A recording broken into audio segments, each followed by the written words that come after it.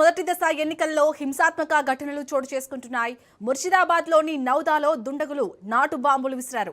పేలుళ్లలో పలువురికి తీవ్ర గాయాలయ్యాయి. ఘటనాస్థలికి ఏయూజేపీ ప్రెసిడెంట్ కబీర్ వెళ్లారు. కబీర్ను టీఎంసీ కార్యకర్తలు అడ్డుకున్నారు. టీఎంసీ ఏయూజేపీ కార్యకర్తల మధ్య ఘర్షణ చెలరేగింది. దీంతో పోలీసులు లాఠీచార్జ్ చేశారు.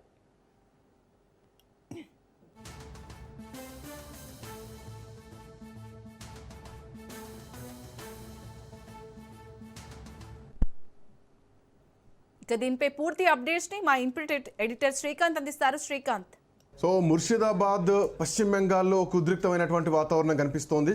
టీఎంసీ వర్సెస్ అట్లాగే హుమాయూన్ కబీర్ ఒక యుద్ధ వాతావరణమే కనిపిస్తుంది. ఇప్పటికే ఘర్షణలు మొదలయ్యాయి. నిన్న రాత్రి ఏదైతే ఈరోజు పోలింగ్ జరగబోతోందో అట్లాంటిది నిన్న రాత్రి అక్కడ ఒక నాటు బాంబు విసిరణ జరిగింది. ఆ నాటు బాంబు విసిరినటువంటి క్రమంలో కొంతమంది గాయాల పాలయ్యారు. వాళ్ళందరినీ కూడా హాస్పిటల్ తీసుకెళ్లి చికిత్స చేస్తున్నటువంటి పరిస్థితి. సో ఇట్లా నేపథ్యంలో సిలిగురిలో బీజేపీతో పాటు టీఎంసీ కార్యకర్తల మధ్య కూడా ఘర్షణ నడుస్తోంది. ముర్షిదాబాద్లో అటు హుమాయూన్ కబీర్ ఇప్పటికే ధర్నా చేపట్టారు. సో అక్కడ టీఎంసీ కార్యకర్తలతో ఒక ఘర్షణ వాతావరణం కూడా ఏర్పడ్డది. మోరోవర్ అక్కడ సిలిగురిలో కొన్ని ఈవీఎంలు కూడా పనిచేయడం లేదు. సో ఆ హుమాయూన్ కబీర్ ధర్నా చేస్తున్నటువంటి క్రమంలో పోలీసులు కూడా అతన్ని అక్కడి నుంచి నివారించి తీసుకెళ్లేటువంటి ప్రయత్నం చేశారు.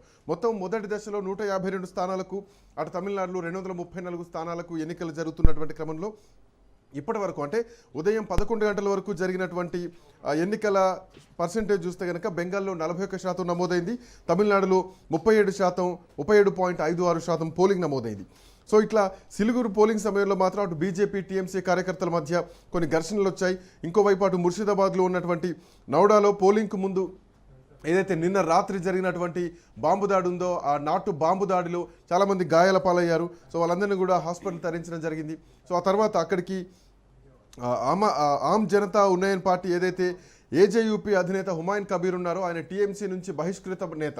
సో బయటకు వచ్చి పార్టీ పెట్టారు. యాక్చువల్గా ఆ హుమాయూన్కు ఇటు ఎంఐఎంకు మధ్యలో ఒక పొత్తు ఉండే. సో ఆ పొత్తుతో ముస్లిం ఓటు బ్యాంకును మొత్తం కూడా ఒకవైపు తీసుకొద్దాం అనుకున్నారు. ఆ తర్వాత హుమాయూన్కి సంబంధించినటువంటి ఏదైతే 1000 కోట్ల డీల్ బయటికి రావడం జరిగిందో ఆ చర్చల తర్వాత ఎంఐఎం హుమాయూన్ కబీర్కు మధ్యలో ఉన్నటువంటి పొత్తు విచ్ఛిన్నం అయిపోయింది.